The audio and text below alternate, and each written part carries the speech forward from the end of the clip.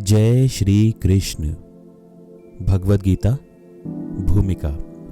भगवत धाम तक कैसे पहुंचा जाता है, इसकी सूचना भगवद गीता के 8वें अध्याय में इस तरह दी गई है।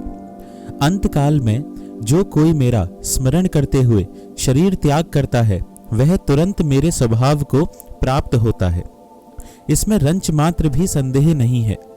जो व्यक्ति मृत्यु के समय कृष्ण का चिंतन करता है, वह कृष्ण को प्राप्त होता है।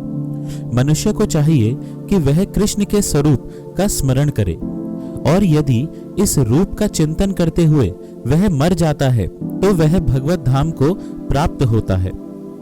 परम पुरुष सच्चिदानंद विग्रह हैं, अर्थात उनका स्वरूप शाश्वत ज्ञान तथा आनंद से पूर्ण रहता है। हमारा यह शरीर सच्चिदानंद नहीं है, यह सत नहीं अपितु असत है। यह शाश्वत नहीं अपितु नाशवान है। यह चित अर्थात ज्ञान से पूर्ण नहीं अपितु अज्ञान से पूर्ण है। हमें भगवत धाम का कोई ज्ञान नहीं है, यहाँ तक कि हमें इस भौतिक जगत का पूर्ण ज्ञान नहीं है, क्योंकि ऐसी अनेक वस्तुएं हैं जो हमें ज्ञात नहीं है। यह शरीर निरानंद है, आनंद से ओतप्रोत न होकर दुखमय है। इस संसार में जितने भी दुखों का हमें अनुभव होता है, वे शरीर से उत्पन्न हैं। किंतु जो व्यक्ति भगवान कृष्ण का चिंतन करते हुए इस शरीर को त्यागता है, वह तुरंत ही सच्चिदानंद शरीर प्राप्त करता है। इस शरीर को त्याग कर इस जगत में दूसरा शरीर धारण करना भी सुव्यवस्थित है।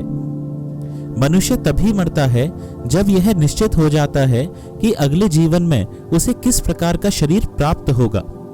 इसका निर्णय उच्च अधिकारी करते हैं, स्वयं जीव नहीं करता। इस जीवन में अपने कर्मों के अनुसार हम उन्नति या अवनति करते हैं। यह जीवन अगले जीवन की तैयारी है।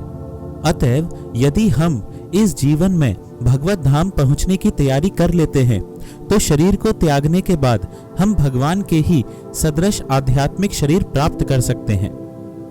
जैसा कि पहले कहा जा चुका है, अध्यात्मवादियों के कई प्रकार हैं, ब्रह्मवादी, परमात्मवादी तथा भक्त।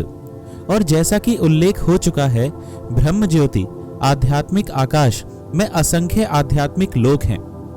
इन लोकों की संख्या भौतिक जगत के लोकों की संख्या से कहीं अधिक बड़ी है। यह भौतिक जगत अखिल सृष्टि का केवल चतुर्थांश है। इस भौतिक खंड में लाखों करोड़ों ब्रह्मांड हैं, जिनमें अरबों लोक और सूर्य, तारे तथा चंद्रमा हैं। किंतु यह सारी भौतिक सृष्टि संपूर्ण सृष्टि का एक खंड मात्र है।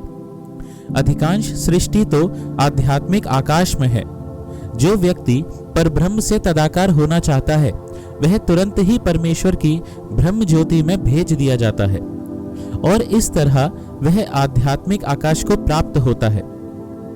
जो भक्त भगवान के सानिध्य का भोग करना चाहता है, वह वैकुंठ लोकों में प्रवेश करता है, जिनकी संख्या अनंत है। यहाँ पर परमेश्वर अपने पूर्ण अंशों चतुर्भुज नारायण के रूप में तथा प्रद्युम्न, अनिरुद्ध तथा गोविंद जैसे विभिन्न नामों से भक्तों के साथ साथ रहते हैं। अतएव जीवन के अंत में अध्यात्मवादी ब्रह्म ज्योति, परमात्मा या भगवान श्री कृष्ण का चिंतन करते हैं।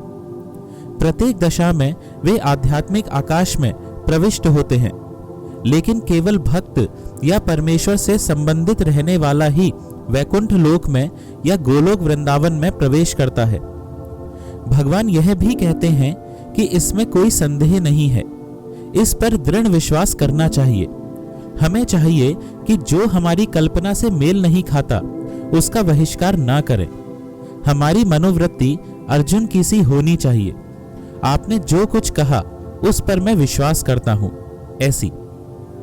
अतएव जब भगवान यह कहते हैं कि मृत्यु के समय जो भी ब्रह्म, परमात्मा या भगवान के रूप में उनका चिंतन करता है, वह निश्चित रूप से आध्यात्मिक आकाश में प्रवेश करता है, तो इसमें कोई संदेह नहीं है।